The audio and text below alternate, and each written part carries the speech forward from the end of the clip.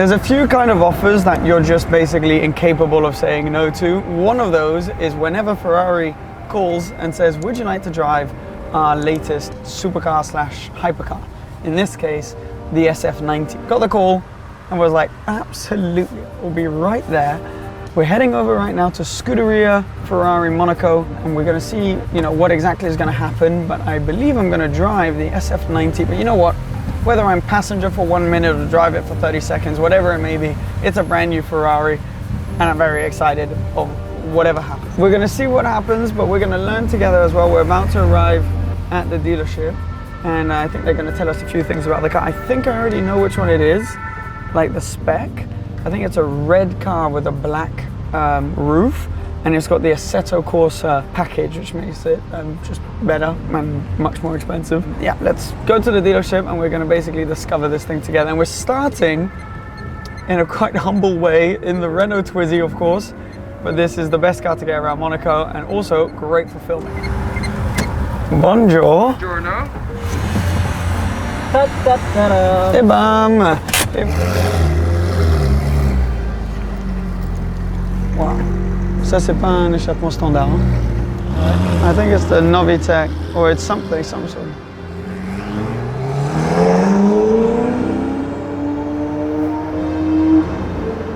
Pas mal. This is the beast, SF90. Okay, we're gonna hop in, drive out of town a little bit, and then see how we do. We're creating a bit of traffic. Okay, right, well I'll see you guys up in La Turbie. Listen.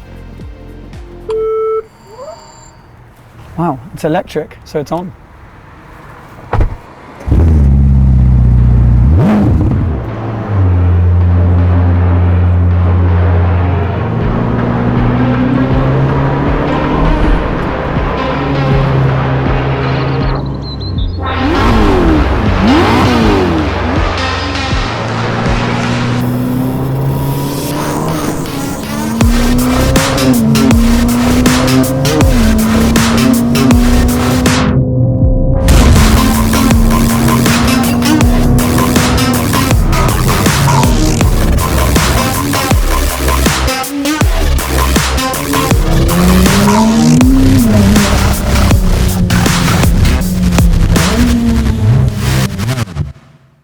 Right, so the thing with this is it kind of falls in the hypercar category, kind of. I think it completely falls in the hypercar category, which means it creates such a shit show basically when you're in town, everyone trying to take photos. We took it out of town and then now we're gonna properly drive it. I drove it up here and was kind of getting to learn a bit about the car because there's a lot to take in.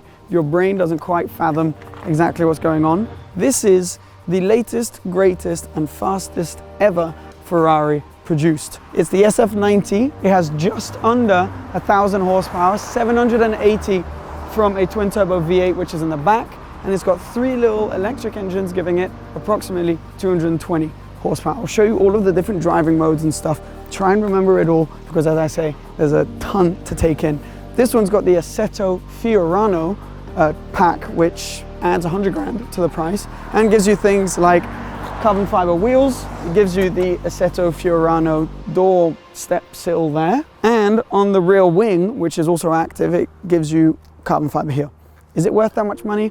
I'll let you debate in the comments. It's got carbon fiber all over the place, rear diffuser. There's so much to take in design wise, but it's also kind of I think the design language of this will trickle down into future Ferrari models. For example, ditching the circular lights in the back and having these more rectangular shaped ones. And also I'll show you some stuff on the interior, that's where you see a lot. The V8 is all the way down there. It's so low, it's kind of similar to McLaren in that way, how they've just put it all the way down to keep the center of gravity really low.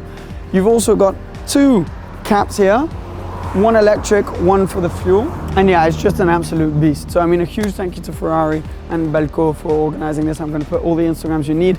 This is just like, and thank you to you guys for supporting the channel, because being able to live these kinds of experiences is just insane. So hop inside and then we're literally just gonna take it straight for a drive.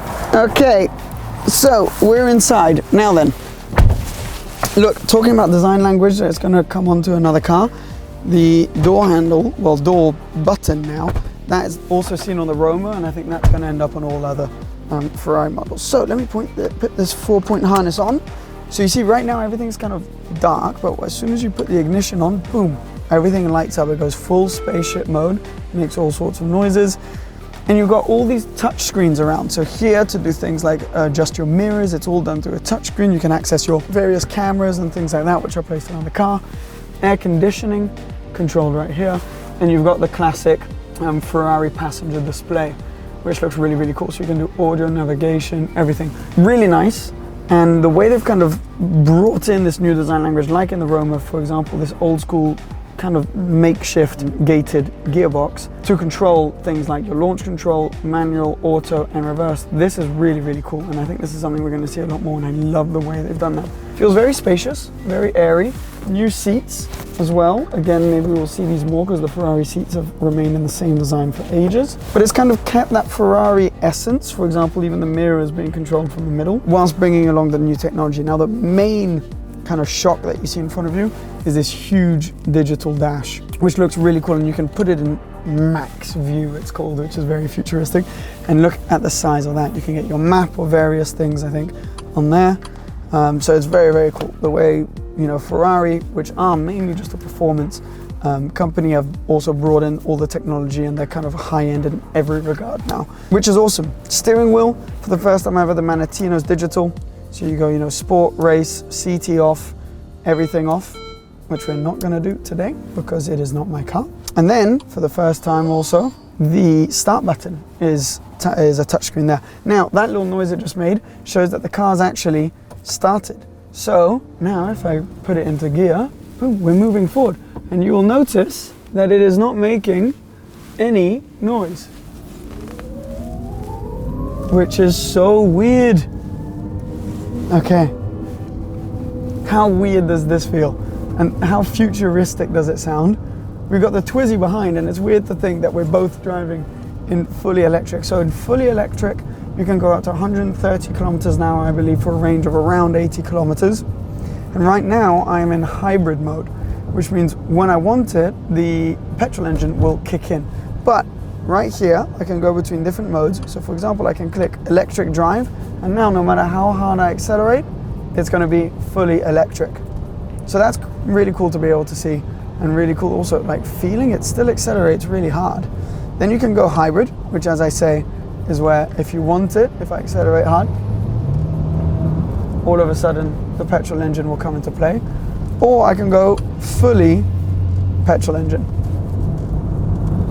which feels awesome. And manual mode, it's a very particular driving experience because you've got that combination of the electric power and the petrol engine. So when you're in hybrid, for example, it's kind of cutting in and out of fully electric, which takes some getting used to. Like earlier when we were driving, when you go around the hairpin, it'll go fully electric, and then when you accelerate out, the petrol engine will come in, and it does take some getting used to. But I mean, how weird does this feel? You're driving a Ferrari and it's not making any noise.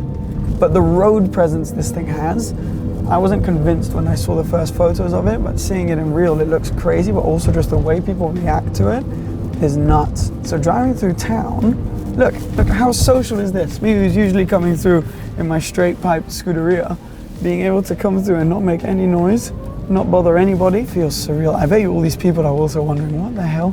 Why is that car not making any noise? Anyways, it is very wide, and as I say, there is carbon all over the place, and carbon fiber wheels. Obviously, classic Ferrari, you've got your indicators on the steering wheel. God, it makes such a weird noise. It sounds like a mosquito. A Twizy, basically. It basically sounds like a Twizy, yeah. So I guess this is how a lot of people are going to use it, right?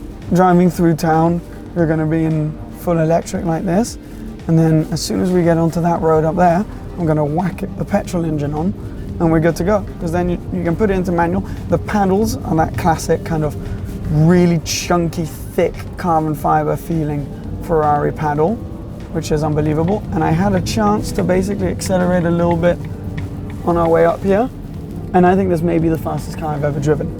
So, now that we get onto this road, on comes the engine into manual mode.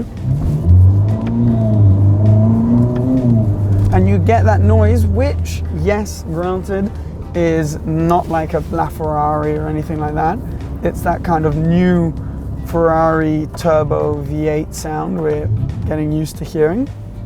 So it's not quite as shouty as maybe one would hope, but you have to make sacrifices in some places. Like for example, one of the reasons they didn't put butterfly doors is I think to keep some stuff in reserve for the replacement LaFerrari. Because this comes in, I mean, it is a hugely expensive car, but if you look at the performance of this and where it sits in the market and its price, compared to other cars like the LaFerrari, like the P1, like the 918, which offer similar experiences and performance, this starts at 450,000 euros, which is much less than all those others where you're not going to find any for under €1 million.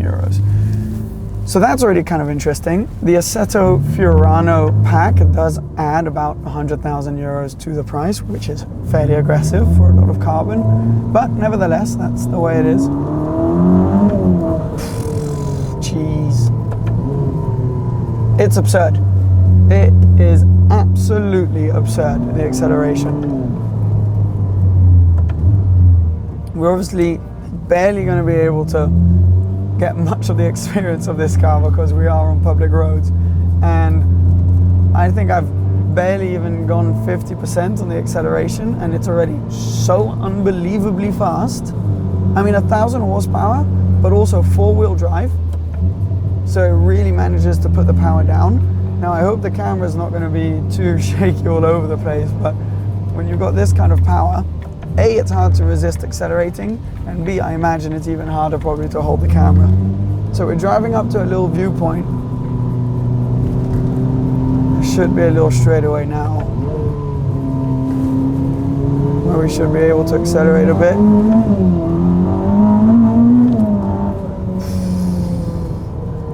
Oh my God. I mean, it doesn't feel like anything else. It just completely glues you to the seat. I feel like my stomach is kind of in the third cylinder of the engine now. It just, it's unreal. It kind of has that McLaren 720S feeling of invincibility. Like, it just grips, it accelerates, it changes gear perfectly, but it's like a 720S turned up to 12 or 13. Unreal. And it still remains kind of not too intimidating and easy to drive, and I'm not going to use the word chuckable, but it feels like, you know, it's not inaccessible like maybe some of the slightly more old school supercars and hypercars. This feels somewhat accessible, which is a terrifying concept. But the fact that you can have 1,000 horsepower, all this technology, and still a fairly compliant ride, and it manages to put that power down, the camera, I can just see the camera flying, is insane. Because before, you either had the power, you either had the comfort, you either had the technology, but there was no way you were going to get all of them. I mean, I'm on winter tires, so I need to be a bit careful. But, oh my God. Mate, it is a spaceship. It is, I think it's the fastest car I've ever driven. Jesus. I don't even know what to say. The road here is always a bit damp, but we can give it. Unbelievable. Now, obviously it's not the longest of drives. Guys, look, we've come up to this beautiful viewpoint. The sun's going down. It's about to be the curfew here, so unfortunately we can't keep filming. I would love to keep filming for hours and hours with this car for you guys, but what a surreal moment. I mean, be lucky enough to drive a car like this. Also, look at the Porsche, by the way, we just happened to be here. But being able to get given the opportunity to drive cars like this is unreal. So yeah, I feel very, very lucky, and just a huge amount of respect for this car. That's all I can say. It's like one of those cars that leaves you in awe. And I wasn't sure I was really gonna fall for it, but it is unbelievable. So yeah, great experience. Hope you enjoyed this. Subscribe if you haven't already, and we'll be back with plenty of videos of this type very soon. Cheers guys, bye bye.